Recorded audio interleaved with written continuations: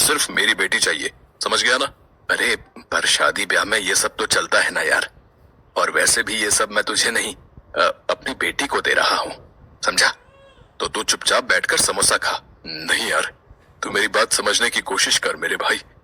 हम दोनों की हैसियत में जमीन आसमान का फर्क है, लेकिन फिर भी तू अपना वादा निभा रहा है, ये मेरे लिए बहुत बड़ी बात है।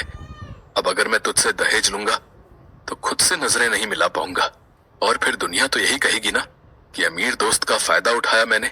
नहीं नहीं, ये मुझसे नहीं हो पाएगा। इतना कहकर शिवशंकर की आंखों में आंसू आ गए और ये देखकर उसके बचपन के दोस्त रवि किशन ने आगे बढ़कर उसे गले से लगा लिया और कहा, अरे बस कर पगले, तेरी यही खुददारी तो है जिसे देखकर मैंने बचपन में ही अपनी शिवानी का रिश्ता तेरे सूरज से तय कर दिया था। मैं जानता हूँ कि सूरज तेरी ही परछाई है और लाखों में एक है वो। मुझे पूरा भरोसा है कि तेरे घर में मेरी बच्ची को भरपूर प्यार मिलेगा, और बस यही तो चाहिए उसे। क्यों, मैंने सही कहा ना शिवानी? अपने पिता की बात पर शिवानी ने मुस्कुराकर गर्दन हिला दी। असल में सूरज और शिवानी का रिश्ता उनके बचपन में ही तय कर दिया गया था। रवि किशन और शिवशंकर बचपन के दोस्त थे। बीतते वक्त के साथ रवि किशन ने शहर आकर खूब तरक्की कर ली, लेकिन शिवशंकर खेतीबाड़ी संभालते हुए उसकी बराबरी न कर सका। लेकिन इस बात का उनकी दोस्ती पर कोई फर्क नहीं पड़ा, और न ही शिवानी और सूरज के रिश्ते पर, क्योंकि कहीं न कहीं उनके भी दिल बचपन से ही जुड़ चुके थे। Hello Shivani, I did it. मेरा वीजा अप्रूव हो गया। अरे वाह, कॉन्ग्रेचुलेशंस। मानते हो ना मैं लकी हूँ आपके लिए। अरे ये तो मैंने बचपन में ही मान लिया था। बट एक प्रॉब्लम है यार। अब क्या? मुझे शुरुआत में अकेले ही दुबई जाना होगा। बस 2-3 सालों की बात है। अच्छा, वैसे कब जाना है आपको? बस हमारी शादी के 2 हफ्तों के बाद। तुम मैनेज कर लोगी ना? मुश्किल तो होगा, पर आई विल मैनेज। आप बस जल्दी से अपना सपना पूरा करके आ जाना मेरे पास। अरे मैं आऊंगा, और फिर तुम्हें भी ले जाऊंगा अपने साथ, हमेशा हमेशा के लिए। अच्छा जी, सिर्फ मुझे? नहीं नहीं, हम पूरी फैमिली के साथ दुबई शिफ्ट हो जाएंगे, सब एक साथ रहेंगे वहाँ। ओ मैडम, इतना आसान नहीं है।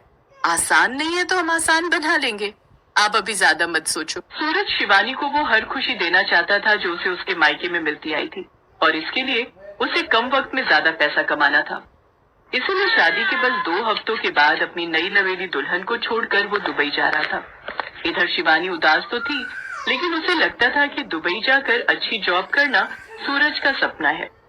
इसलिए उसने हंसते चेहरे के साथ सूरज को विदा किया और फिर, माँ जी मुझे कपड़े धोने थे, वॉशिंग मशीन कहाँ है? वहीं जहाँ से तुम्हारे पापा ने नहीं खरीदी तुम्हारे लिए। जी मैं कुछ समझी नहीं।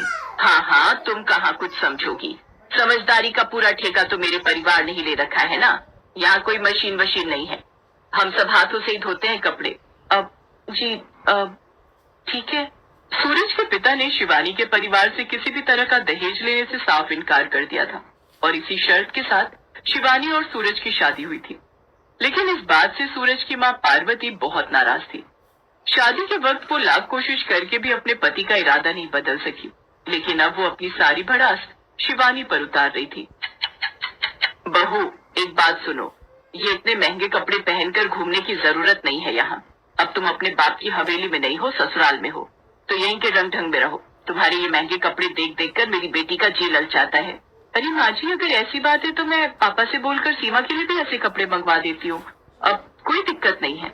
अगर दिक्कत नहीं थी तो पहले ही लेकर आने चाहिए थे ना। रहने तो अब कोई जरूरत नहीं है।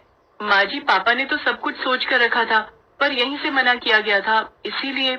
हाँ, और इसीलिए तुम्हारे अमीर खानदान को मौका मिल गया अपना असली रंग दिखाने का। रहने दो, शरीफ खानदान है हमारा, तो हमें तो मना करना ही था, मगर जिसे जो करना होता है ना वो कर ही देता है। इतना कहकर पार्वती तो वहाँ से चली गई, लेकिन शिवानी वहीं खड़ी सोचती रह गई कि इस सब में उसकी क्या गलती है, और अब वो आगे ये सब कैसे संभालेगी। पार्वती का उसके प्रति बर्ताव बीतते दिन के साथ और खराब होता जा रहा था, और तो और शिवानी की ननद सीमा भी इस सब में अपनी माँ का पूरा साथ दे रही थी। दोनों माँ बेटी ने घर का हर काम शिवानी पर ही डाल दिया था, और शिवानी किसी से बिना कुछ कहे सब कुछ सहती जा रही थी। उसके ससुर शिवशंकर इस सब का विरोध करना चाहते थे, लेकिन शायद ये शिवानी की खराब किस्मत ही थी कि उसकी शादी के बाद से ही शिवशंकर की तबीयत इतनी बिगड़ गई कि अब उनका बचना मुश्किल ही लग रहा था। पापा जी आप मेरी बात मान लीजिए ना, मैं पापा से बोलकर आपका इलाज अच्छे हॉस्पिटल में करवा सकती हूँ। नहीं नहीं बेटा, तुम्हारे पापा का सामना करने की अब मुझ में हिम्मत नहीं है। कितने भरोसे के साथ उसने तुम्हें मेरे घर भेजा था, लेकिन यहाँ यहाँ क्या हो रहा है मैं सब समझ रहा हूँ। और उससे भी शर्मनाक बात यह है कि मैं ये सब रोक भी नहीं पा रहा हूँ। बेटा, अब और जीने की इच्छा ही नहीं है मेरी, तो भला कोई डॉक्टर क्या ही कर लेगा।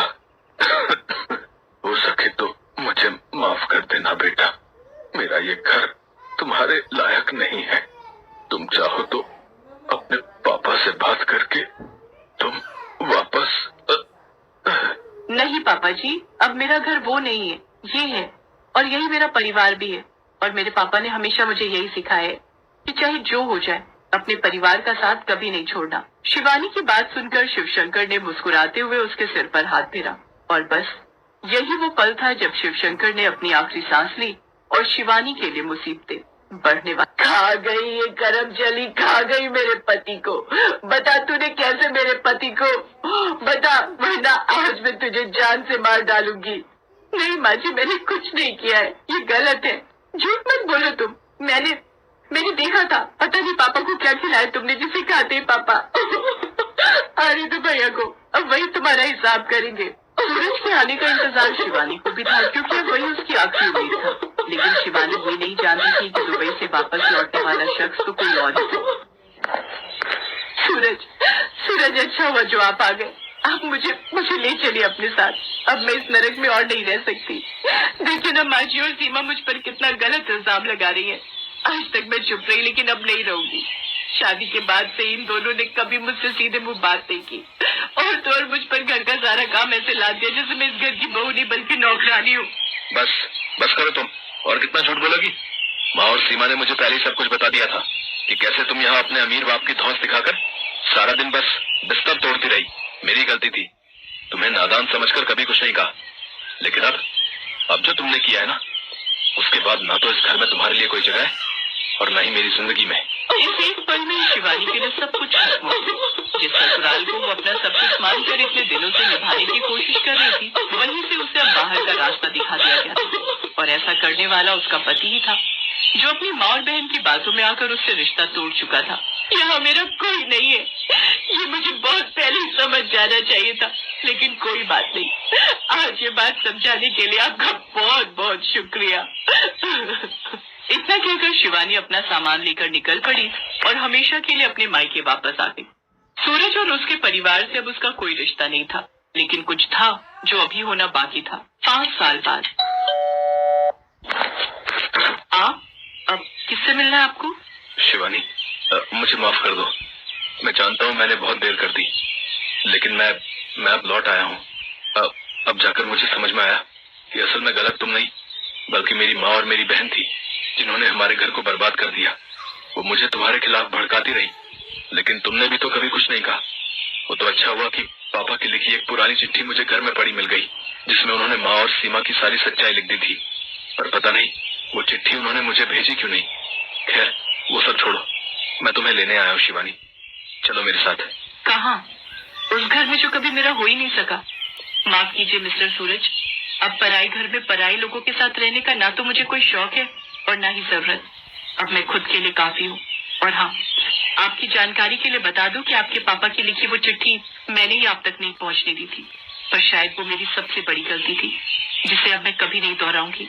इतना कहकर शिवानी ने दरवाजा बंद कर दिया और सूरज बाहर खड़ा अपनी उन गलतियों पर पछताता रहा, जिनकी अब कोई माफी नहीं थी।